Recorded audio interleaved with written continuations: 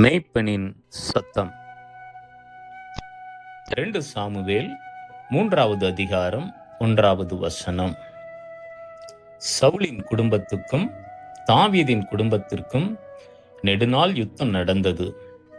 தாவீது வர வர பலத்தான், சவுலின் குடும்பத்தாரோ வர வர பலவீனப்பட்டு போனார்கள்.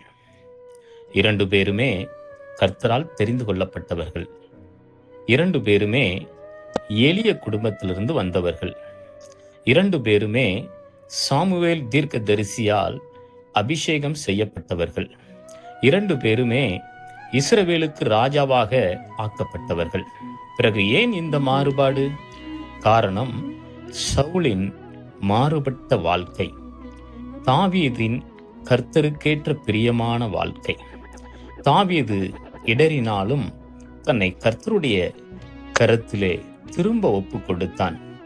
ஒன்று மட்டும் நினைவில் வைத்துக் கொள்ளுங்கள் அன்புக்குரியவர்களே, நாம் சரியாக இருந்தாலும் தவறினாலும் எப்பொழுதும் கர்த்தருடைய கரத்திலே விழுவோமாக. ஆண்டவருடைய கரத்திலே விழும்போது ஒன்று அவர் நம்மை மன்னிப்பார், இல்லை என்றால் கண்டிப்பார். இது இரண்டுமே தாவீதின் வாழ்க்கையில் நடந்துள்ளது. ஆனாலும் அவன் கர்த்தரை விட்டு பின்வாங்கவில்லை. இதுவே அவன் பலப்பட காரணம். அன்புக்குரியவர்களே, நாமும் கூட எந்த சூழ்நிலையிலும் நாம் கர்த்தரை விட்டு விலகாதபடிக்கு நம்மை தாழ்த்தி ஆண்டவருடைய கரத்திலே எப்பொழுது நாம் ஒப்பு கொடுப்போம் என்றால் கர்த்தர் நம்மை வழிநடத்துவார், ஆசீர்வதிப்பார். ஜெபிப்போமா? அன்புக்குரிய தேவனுடைய பிள்ளைகளே, இந்த வேளையிலும் கூட கர்த்தர் நமக்கு கொடுத்த நல்ல வார்த்தைக்காக ஒருமனப்பட்டவர்களாய் நாம் ஜெபிப்போமாக. பிதாவே, நாங்கள் நன்றியோடு உம்மை ஸ்தோத்திரிக்கிறோம். இந்த அற்புதமான இந்த வார்த்தைக்காக நாங்கள் இந்த கால நேரத்திலே நாங்கள் நன்றி செலுத்துகிறோம். தாவீது பலப்பட்டது போல நாங்களும் பலப்படும்படியாக கர்த்தர் எங்களுக்கு கிருபை தருவீராக. உம்மை விட்டு எந்த சூழ்நிலையிலும் நாங்கள் விலகாதபடிக்கு கர்த்தர் எங்களை காத்துக் கொள்வீராக.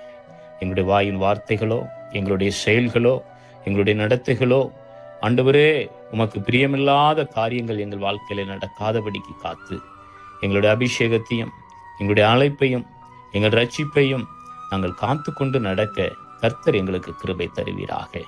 எங்களை தாழ்த்தி ஒப்பு கொடுக்கிறோம்.